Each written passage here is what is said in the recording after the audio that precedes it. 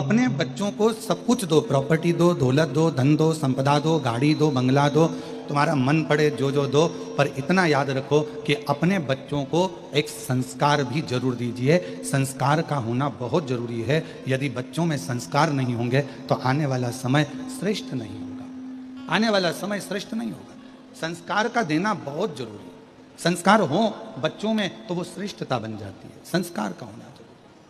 और जितने जितने जीवन में आप श्रेष्ठ संस्कार दे सकते हैं, और हमारा तो निवेदन है, जिस घर में माता पिता का आदर होता है, जिस घर में माता पिता का सम्मान होता है, जिस घर में माँ बाप की इज्जत होती है, जिस घर में बुजुर्गों का सम्मान होता है, जिस घर में बड़ों का आदर होता है, उस घर में कभी संपदा की, लक्ष्मी की कमी नहीं आती है। संपदा बढ़ती चली जाती, संपदा बढ़ती चली जाती। बस आप जितना आदर कर सकते हो, जितना सम्मान कर सकते हो, जितना आदर कर सकते हो वो करो। शिव महापुराण की कथा कहती है, भगवान शंकर का चरित्र कहता है, शिव तत्व कहता है, शंकर भगवान की पवित्र कथा कहती है। पितृलोक में जैसे ही भगवान देवाधिदेव महादेव का आगमन हुआ, और पितृलोक में जैसे ही महादेव का भगवान शिव का आगमन होता है, सारे की सारे पितृ खड़े होकर शिव जी का आदर करते हैं, सम्मान करते हैं। अब कितनी सुंदर बात कही है।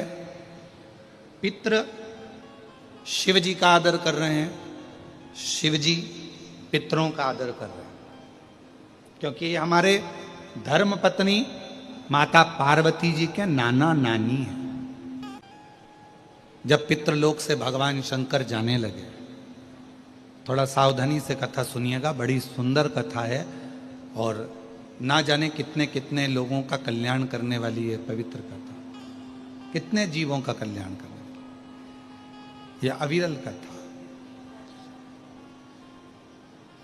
कहा कि पितृलोक से जब भगवान देवाधिदेव महादेव, भगवान शंकर, माँ जगतजननी जगदम्बा माता पार्वती जी पितृलोक से जब जाने लगे, पितृलोक से जब निकलने लगे, जाने लगे, तो पितृलोक से जाते जाते भगवान पितृदेव ने भगवान शिव जी को रोका, और भगवान शंकर को रोका, और प्रणाम कर कर पितरों ने भगवान शिव जी को रोक कर, प्रणाम कर कर, नमन कर कर विनय करा कि आप हमारी बेटी की बेटी आपके साथ में बिहाई है, माता पार्वती जी का विवाह आपके साथ में हुआ है, माँ जगतजननी आपके साथ में बिहाई है। आपसे एक निवेदन है कि संसार में रहने वाला मानव, दुनिया के कई लोग उनसे कहेंगे कि इनको पितृदोष लग गया, दुनिया के कई लोग कहेंगे इनको पितरों का दोष लगा हुआ है, पितृदोष लगा हुआ है, पितरों का दोष लगा हुआ है, पितृदोष लगा हुआ है। पर वो पितृदोष लगता क्यों?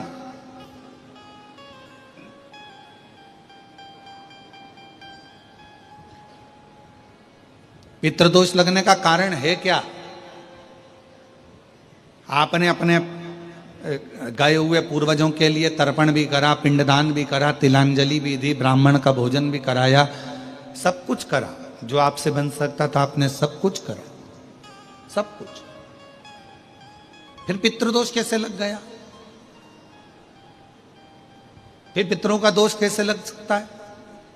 तो पितरों ने तुरंत भगवान देवाधिदेव महादेव से कहा कि संसार सागर में माता पिता के रहते हुए उनका आदर ना कर पाना, या माता पिता को जब प्यास लगी उस समय पर जल प्राप्त ना हो पाना, या किसी न किसी रूप में माता पिता के पूर्वजों के आदर से वंचित रह जाना, फिर माता पिता के चले जाने के बाद, बुजुर्गों के चले जाने के बाद वो दोष घर में लग जाना पितृदोष की संज्ञा में आता। और पितृदोष के 4 लक्षण सबसे प्रबल हैं। ये कोई भी अनुभव कर सकता है। पितृदोष के 4 लक्षण में पहला लक्षण है 1 रुपया कमाओ, 1.25 रुपये खर्च हो रहे हैं, समझ लेना पितरों का दोष है।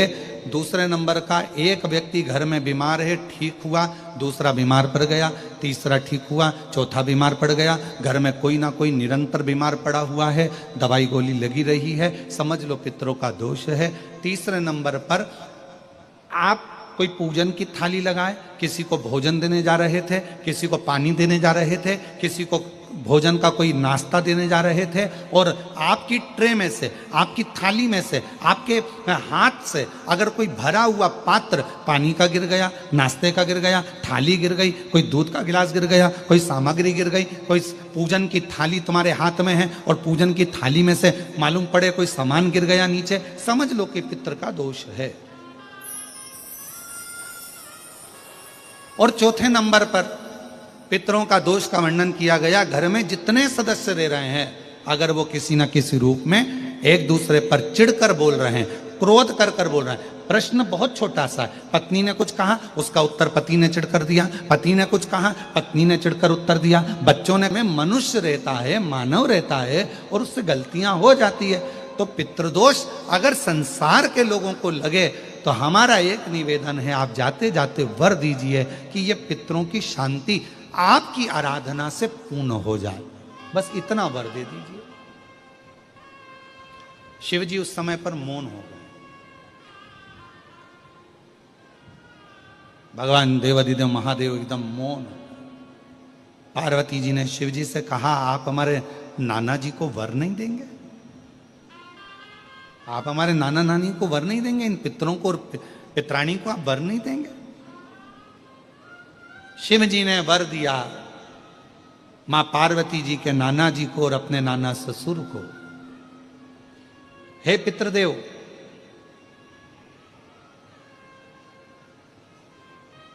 मैं आपको वर देता हूं, श्राद्ध पक्ष के 16 दिन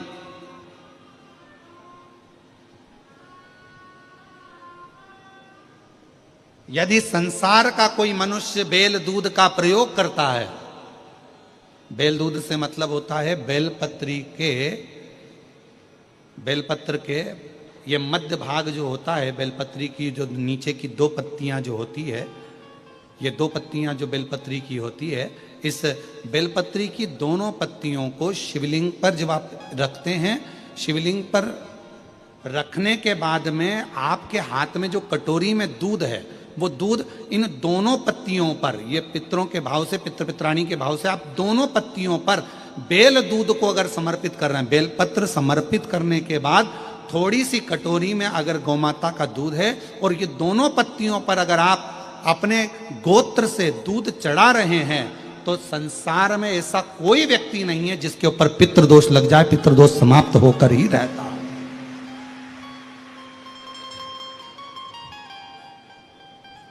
शिवलिंग पर बेलपत्र चढ़ाई, बेलपत्र चढ़ाकर ये नीचे की जो पत्ती है, आपका जो दूध का भाग है, वो 2 पत्ती पर चढ़ना चाहिए, तीसरी पत्ती पर जल का भाग आता है। 2 पत्ती पर आपका दूध का भाग रहे। और जब बेल दूध का प्रयोग आप करते हैं और दूध बाबा को 16 दिन श्राद्ध के अगर कोई कह दे कि आपके घर में पितृदोष है, ये दोष है, वो दोष है, सारे दोष आपके यहाँ लग गए हैं, और आपके यहाँ ये 4 लक्षण अगर पितृदोष के दिख रहे हैं जो पहले कथा में वर्णित किए, अगर ये लक्षण दिख रहे हैं तो श्राद्ध पक्ष के 16 दिन पहले दिन से आप चालू हो जाओ। बेलपत्री शिव जी को चढ़ाया, कटोरी में या चम्मच में 2 बूंद का भी अगर दूध लेकर गए हो, थोड़ा सा भी, बस 2 पत्ती पर आपने दूध समर्पित करा और 1 लोटा जल जो तीसरे नंबर की पत्ती है उस पर समर्पित करा। आपको 16 दिन करने के बाद आपको खुद अनुभव होगा 17वें और 18वें दिन से कि मेरे घर में ऐसा लग रहा है कि सब शांति है और कोई किसी से चिढ़कर बात नहीं कर रहा, लक्ष्मी की वृद्धि अपने आप होना प्रारंभ कैसा भी। और यहां तक शिव महापुराण की कथा कहती है, किसी की फैक्ट्री बंद हो गई, किसी की दुकान बंद हो गई, चलते चलते अगर किसी का व्यापार बंद हो गया, 4 दिन चल रहा था, बहुत अच्छा चला, उसके बाद एकदम डाउन आ गया, कोई प्रशासनिक कार्रवाई हो गई, कोई अदालती कार्रवाई हो गई, कोई परेशानी सामने आकर खड़ी हो गई है, तो भी अगर प्रति 16 दिन तक लगातार शंकर भगवान के शिवलिंग पर बेल दूध का प्रयोग किया गया है, तो आप 17वें दिन से अंदाजा लगा लेंगे कि आपका धीरे धीरे धीरे धीरे धीरे धीरे जो फैक्ट्री बंद सी थी वो ऊर्जावान हो गई है, चलना प्रारंभ हो गई। बेल दूध का इतना प्रभाव पड़ता है, इतना प्रभाव, बेल दूध का इतना महत्व। शिव जी के एक पत्र है, अच्छा है, देखिए। मेरा नाम आरती राम बिराजदार, मैं पुणे से आई हुई हूं, पुणे से आई हूं और मैं यहीं पंडाल में रुकी हुई हूं। कहीं पुणे से आई हुई हो और हाथ हिला दें अगर कहीं बैठी हो तो बेलपत्र लेने। तब गुरुजी इलाज करा करा कर थक गए। तब किसी ने कहा कि सियोर वाला महाराज कथा कहता है, उसने अपनी कथा में कोई उपाय बताएगा, वो तुम सुनना करना। मैंने आपका प्रदोष वाला उपाय करा, 1 लोटा जल लेकर मंदिर जाना प्रारंभ करा और बेटियों को वो जल पिलाना प्रारंभ करा। सीहोर पहुंची, वहां से कंकर शंकर की पूजन कर कर लेकर आई और आज मैं बाबा को धन्यवाद देने के लिए आई हूं कि मेरी दोनों बेटियों की वाणी भी आ गई और श्रवण शक्ति भी आ गई। मैं बाबा को प्रणाम करने के लिए, मेरी दोनों बेटियां आज बोलने भी लगी हैं, सुनने भी लगी हैं। बाबा गुरुदेव, मेरे भोले बाबा की कृपा ऐसी हुई कि मेरी दोनों बेटियां आज, पत्र को आप लोग पढ़ते हो, एलईडी पर पढ़ रहे हो कि नहीं पढ़ रहे हो? दिख रहा है पत्र? अरे बोलो तो, एलईडी पे दिख रहा है कि नहीं दिख रहा है? दिख रहा है। गुरुदेव, भोले बाबा की कृपा से आज मेरी दोनों बेटियों की आज सुनने आ रहा है और बाबा की कृपा, शिव जी की कृपा उन पर हुई। ये शिव तत्व है। इसमें सियोर वाला महाराज कुछ नहीं करा, इसमें करा किसने? आपके विश्वास ने। और आप जो लगनता से भगवान शिव की आराधना कर रहे हो, आप जो लगनता से भगवान शंकर की पूजन कर रहे हो, अर्चना कर रहे हो, विश्वास के साथ शिव को जो जल समर्पित कर रहे हो, विश्वास के साथ जो शंकर को भज रहे हो, ये उसका प्रताप है। इसमें सियोर वाला महाराज कुछ नहीं कर रहा।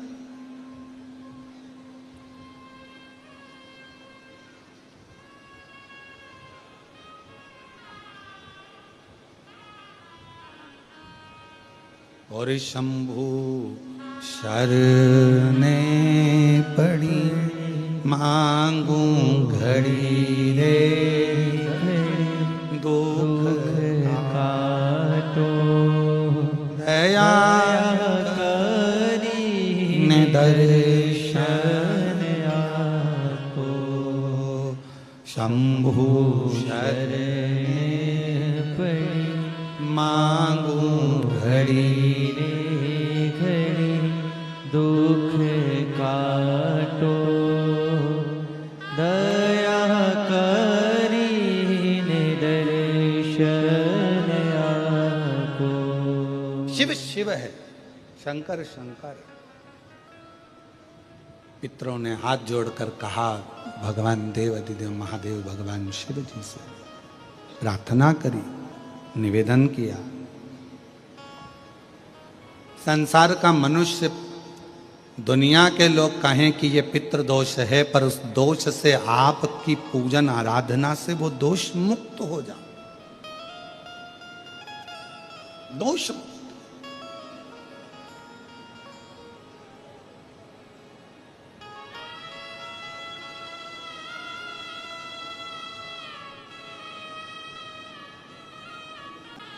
श्राद्ध पक्ष के 16 दिन नियम से धारण करो।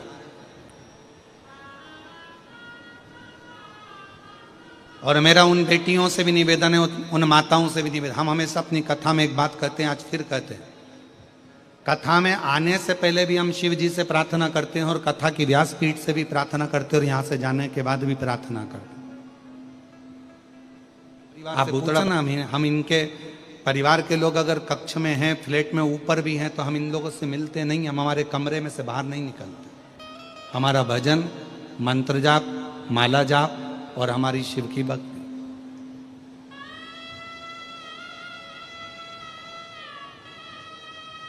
और आप में से कई लोग श्री ब्रजगोपाल जी बूतरा जी को फोन भी लगाए होंगे कि भैया हमको मिलाओ गुरु जी से। कई भाभी को भी फोन लगाए होंगे कि दीपाली भाभी से भी कहा होगा कि गुरु जी से मिलाओ। कई लोगों को लगता होगा खुद मिल लेते हैं, हमको नहीं मिलाते होंगे, पर सत्यता तो यह है कि हम हमारे कमरे से निकलते नहीं। हमारा भजन, हमारे बाबा की पूजन आराधना, हमारा मंत्र जाप, नाम जाप, स्मरण, बस शिव भक्ति को। तो हमारा तो उन बेटियों से भी निवेदन, उन जीजियों से, हम जब भी कथा में आते हैं, हम दो बातें भगवान से कहकर आते हैं। हे प्रभु भोलेनाथ, शंभुनाथ, त्रिकालदर्शी, कैलाशी, अविनाशी, हे शिव, इतनी कृपा करना, किसी माँ की, किसी स्त्री की, किसी नारी की गोद कभी खाली मत रखना, और किसी पुरुष की जेब कभी खाली मत रखना। स्त्री की गोद खाली रहती है तो उसको सुनना पड़ता है, और पुरुष की जेब खाली रहती है तो उसको सुनना पड़ता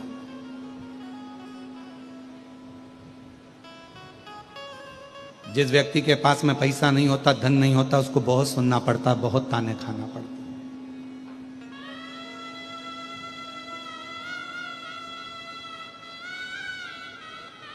और जिस नारी के संतान नहीं होती, संतान का सुख नहीं होता, उसको भी एक पत्र है, देखिए,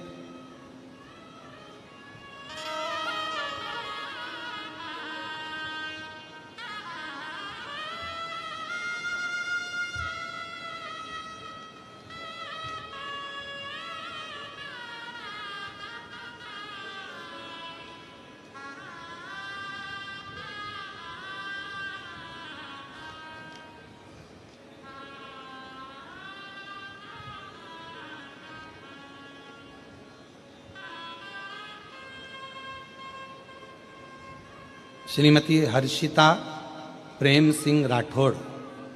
पता, मैं हर्षिता राठौड़ तेलंगाना से निजामाबाद से आई हूँ। कहीं बैठी हूँ तो हाथ हिला सकती हैं। बच्चा आया है साथ में, ले आओ, आ जाइए, बच्चे को भी ले आओ, ले आओ। निजामाबाद से आई हूँ। मेरी शादी को कई साल निकल गए थे, पर संतान का सुख नहीं था। 7 साल हो गए, संतान का सुख नहीं आया। बाबा डॉक्टरों को दिखाया तो मालूम पड़ा कि मेरा यूट्यूब ब्लॉक है, मेरा ट्यूब ब्लॉक है, और मेरा ट्यूब ब्लॉक होने के कारणवश संतान का सुख नहीं प्राप्त हो सका। हैदराबाद के बड़े बड़े हॉस्पिटल में जांचें कराई गई, बताया गया, पर संतान का सुख नहीं आया। गुरुदेव, फिर ऑपरेशन का बोला गया, जिसमें पैसे लाखों रुपए लगना थे, पर इतना अरेंजमेंट होना कठिन था। तब घर वालों को किसी ने बताया कि पशुपतिनाथ का व्रत करो, और पशुपतिनाथ का व्रत करते ही मुझे गर्भ ठहर गया, और बाबा की कृपा से, शिव की कृपा से 8/8/2024 को 7 साल के बाद मेरे बाबा ने मुझे पुत्र रत्न की प्राप्ति कराई। मैं बाबा को यहाँ धन्यवाद देने के लिए आया हूं, शिव को मैं प्रणाम करने के लिए आया हूं।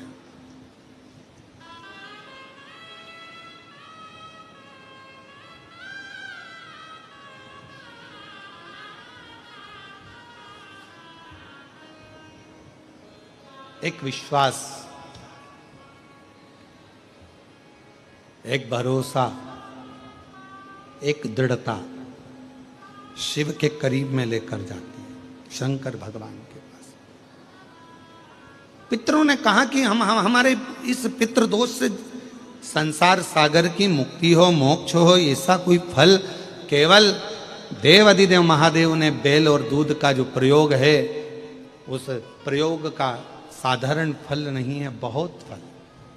और श्राद्ध पक्ष में मेरी जीजियों से निवेदन है, मेरी बेटियों से, मेरी माताओं से, अगर तुम्हारे घर में 25 साल तक भी औलाद नहीं हुई, 20 साल हो गए, 25 साल हो गए, 30 साल हो गए, 28 साल हो गए, 15 साल भी हो गए, 10 साल भी हो गए, और संतान का सुख नहीं है, तो श्राद्ध पक्ष में प्रतिदिन अपना जो पानी का हंडा होता है, परिंडा होता है, क्या बोलते हैं हैदराबाद में, हमको उसको नहीं मालूम, जहां पर पीने का पानी भरते हैं, हंडा बोलते हैं, मटका बोलते हैं, बाल्टी पानी की या हंडा, मटका, गगरा, जो भी भर कर रखते हो रसोई घर के अंदर पीने का, उस पानी के भरे हुए हंडे के पास में पितरों का स्थान होता है। वो पितरों के स्थान के पास में कटोरी में थोड़ा सा दूध रखिए, एक बेलपत्र रखिए, और वो बेलपत्र और दूध को आप प्रतिदिन 16 दिन तक लगातार शिव जी को रोज रखो, रोज समर्पित करना प्रारंभ करो। बस बेलपत्र शिवलिंग के ऊपर और दूध जहां अशोक सुंदरी का स्थान है, आपको मालूम होगा, जरा ध्यान देंगे, ये शिवलिंग, ये जलाधारी, ये भगवान शंकर का शिवलिंग है, ये जलाधारी है, माता पार्वती जी का हस्त कमल, और सामने जो चरण है जहां से पानी बहता है, राइट भाग गणेश जी का, लेफ्ट भाग कार्तिकेय जी का, बीच में एक मोटी सी लाइन होती है जिसको अशोक सुंदरी कहा जाता है। शंकर भगवान की 6 बेटियां हैं। 6 बेटियों में शंकर जी के ऊपर जो कलश रखा होता है, उसमें से जो बूंद बूंद पानी गिरता है, वो कलश 5 बेटियों का स्थान होता है। जया, विषहरा, श्यामली बारी, दौतली और देव, ये शिव जी की 5 लड़कियां ऊपर, और एक बेटी अशोक सुंदरी। सामने जो मोटी सी लाइन होती है जहां से शिव जी पे चढ़ा हुआ पानी गिरता है, उसके बीच में जो लाइन होती है वो अशोक सुंदरी का स्थान। तो जिसके यहां संतान का यदि सुख नहीं है तो 16 दिन एक प्रयास करें। तुम रुकेश्वर महादेव का नाम लेकर, तुम रुकेश्वर महादेव का नाम लेकर शंकर जी के ऊपर तो चढ़ाएं बेलपत्र, जो तुमने परिंडे के पास, हंडे के पास रात्रि को रखा है। 16 दिन के रोज एक बार रखो और रोज एक बार चढ़ाओ। रखा, वो दूध को अशोक सुंदरी के स्थान पर समर्पित करना है और बेलपत्र को शिवलिंग पर समर्पित करना है। 16 दिन कर कर देखिए, उसके 3 महीने के अंदर देवाधिदेव महादेव की कृपा से गर्भ जरूर ठहरेगा। शिव की कृपा जरूर, शंकर की करुणा जरूर, गर्भ अवश्य ठहरेगा। पर नाम स्मरण रखना है। कौन से महादेव? जम के बोलो जरा, तुम रुकेश्वर महादेव। फिर से बोलिए, तुम रुकेश्वर महादेव। तुम रुका जी कौन? जिन्होंने भगवान शंकर की अविरल भक्ति को, भगवान शिव की अविरल रचना को, भगवान शिव के मंत्र जाप को, शिव जी के स्मरण को, भगवान शंकर की अविरल कथा को निरंतर गाया है, वो तुम रुका जी है। वो तुम से दोनों लड़कियों ने बोलना और सुनना चालू कर दिया, और अब बेटे को भी धीरे धीरे सुनाई देना प्रारंभ हो गया। एक बार जोरदार ताली बजाकर साथ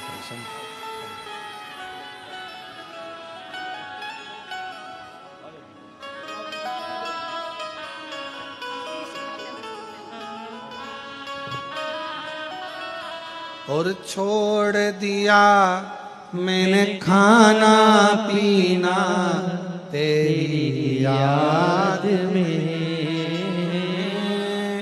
छोड़ दिया मैंने खाना पीना तेरी याद में।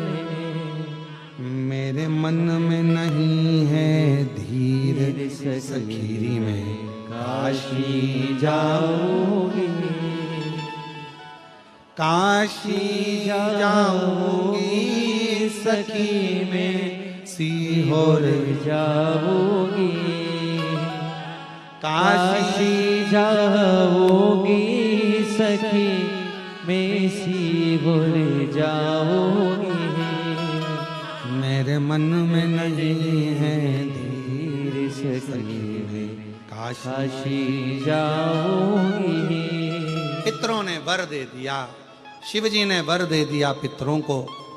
पितृ प्रसन्न हो गए, प्रसन्न।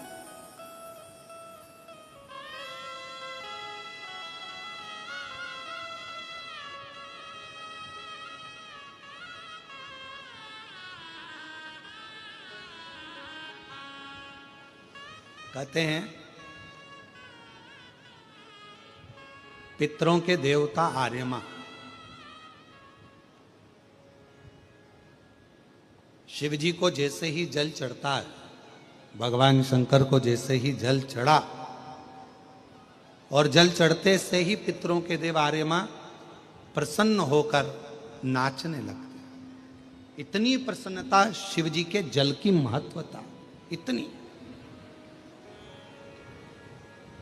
वो कहते हैं ना कि बगीचे की अगर संभाल करना है, बगीचे की अगर रक्षा करना है, बगीचे को संभालने के लिए माली की जरूरत होती है, बंगले को संभालने के लिए चौकीदार की जरूरत होती है,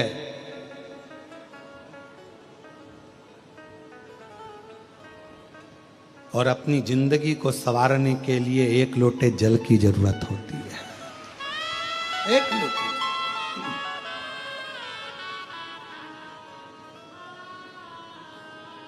आप जितनी जितनी श्रद्धा से, जितने विश्वास से, जितने भरोसे से, जितनी दृढ़ता से, जितने आनंद के साथ में आप शंकर जी को एक लोटा जल पूर्ण समर्पण के साथ, पूर्ण समर्पण के साथ,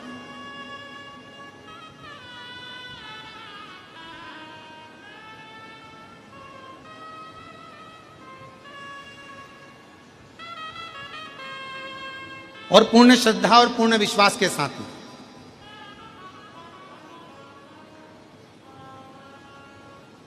पितरों की 3 बेटियां मेना, धन्या, कला, पितरों का आशीर्वाद प्राप्त करके संतों को प्रणाम करने के लिए गई। पर संतों को पहचानना भी कोई सरल बात है क्या?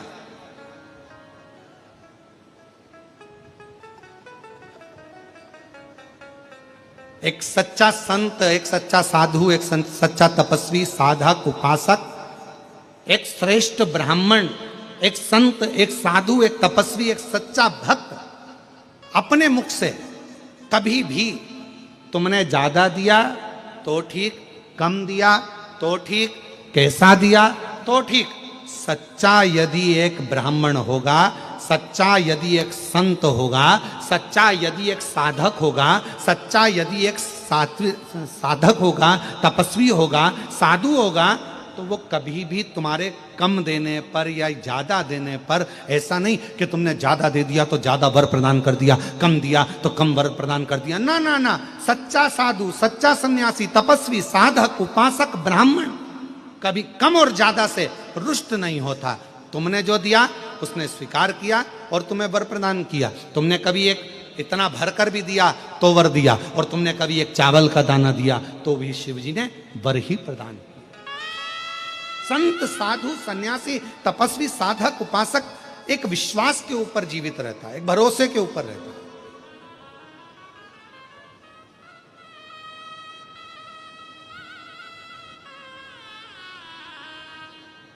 आज के जमाने में लोग ब्राह्मण की बहुत ज्यादा हंसी उड़ाते हैं, कहते हैं ब्राह्मण को तो धन की जरूरत होती है, ब्राह्मण को संपदा की जरूरत होती है। ना ना, ब्राह्मण को मान और सम्मान की जरूरत होती है। आप जितना आदर दे सकते हो, सम्मान दे सकते हो, सत्कार दे सकते हो, राम नाम, कृष्ण नाम, शिव नाम, भगवान की अविरल भक्ति दे सकते हो, उतना दीजिए।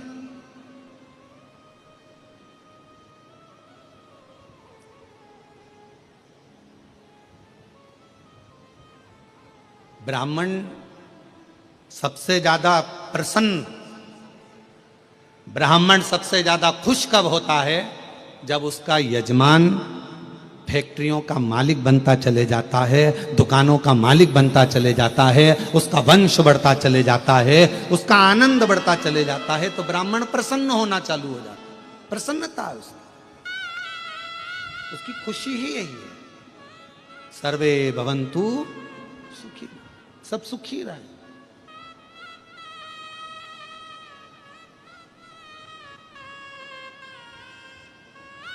तो मेना, धन्या, कला तीनों ने विचार करा, चलो अपन संतों का दर्शन करते चलते। संतों का दर्शन करने के लिए तीनों चली। चलते चलते अब सनकादि ऋषियों को पहचान नहीं पाई। जहां सनत कुमार जी बैठे थे तब साधना में लगे हुए थे, सनत कुमार जी तब साधना में लगे थे। वहीं से मेना निकल गई, वहीं से धन्या निकल गई, वहीं से कला निकल गई, और जैसे ही निकल कर गई उनके लहंगे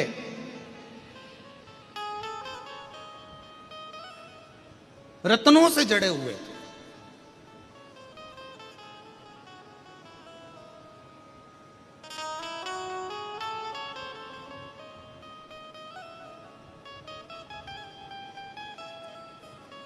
मेना, धन्या, कला के लहंगे रत्नों से जड़े हुए थे, रत्नों से।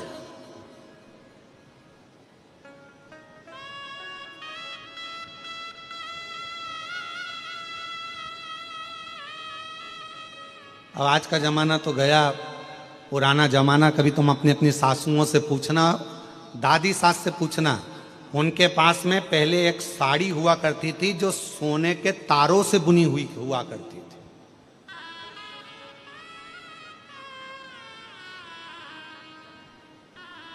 सोने और चांदी के तारों से, असली मोती से, असली नग से लहंगे और साड़ियां गुथा हुआ करते थे।